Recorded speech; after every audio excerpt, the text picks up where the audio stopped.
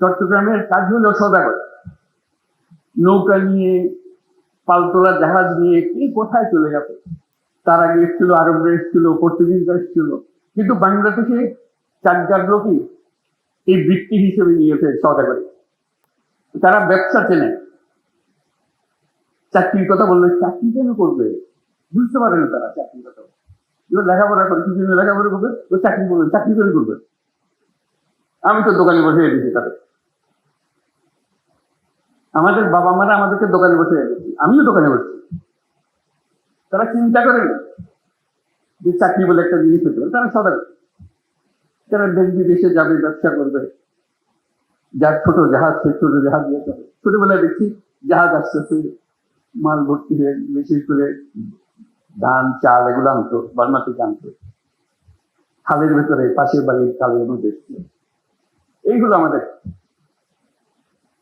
আমাদের রক্ত হলো সদাগরের রক্ত।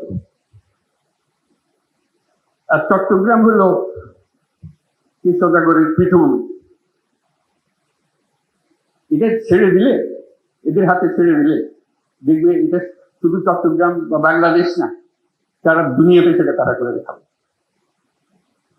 নোয়াখালীর লোক, সিলেটের লোক, আজকে সিলেটের মানুষ বিলাতে গিয়ে হলো কেমনে, ওই জাহাজে করে চলে গেছে, রান্না করেছে, ওখানে আগুন দিয়েছে, এই করতে করতে চলে গেছে, সারা দুনিয়াতে ছড়িয়ে গেছে। সেই আমলে যদি তারা এত দুনিয়াতে ছড়িয়ে যায়, আজকে এই বন্দর ব্যবস্থাপনায় যারা যুক্ত হবে বাংলাদেশে, চিন্তা করেন তারা কোথায় কোথায় যাবে।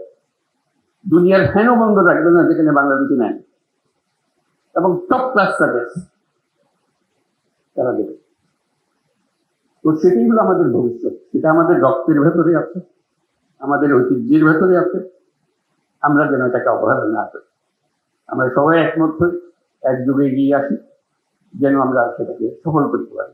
এবং কিছুদিনের মধ্যে, অল্প কিছু দিনের মধ্যে, দীর্ঘদিন অপেক্ষা করার দরকার নেই, অল্প কিছু দিনের মধ্যে আমরা সেটা করতে পারি। আমাদের অর্থনীতি, এটা বিশাল অর্থনীতি হবে যদি আমরা চট্টগ্রাম বন্দরকে বিশাল হৃৎপিণ্ডে পরিণত করতে পারি। আর বাকিগুলো এমনিতে হাজির হতে আরম্ভ করছে। বন্দর ফ্যাসিলিটি দিলে এই পুরা বিস্তীর্ণ এলাকা, যার রক্ত সঞ্চালন যার এলাকাতে হবে, সেটা পেলে যে কোনো ব্যবসায়ী এসে এখানে বিনিয়োগ করবে।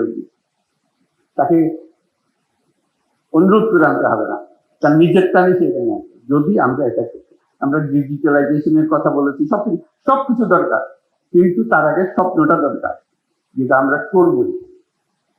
সেটাই আমাদের আজকের থেকে আমরা এটা করি, সেটার জন্য আমরা সবাই দেখতে পারি যেটা সত্য একটা বিরাট হৃৎপিণ্ডে পরিণত হয়েছে, এবং তার সঙ্গে বাংলাদেশের অর্থনীতি দ্রুত বেগে পরিবর্তিত হতে আরম্ভ করে। সবাইকে ধন্যবাদ।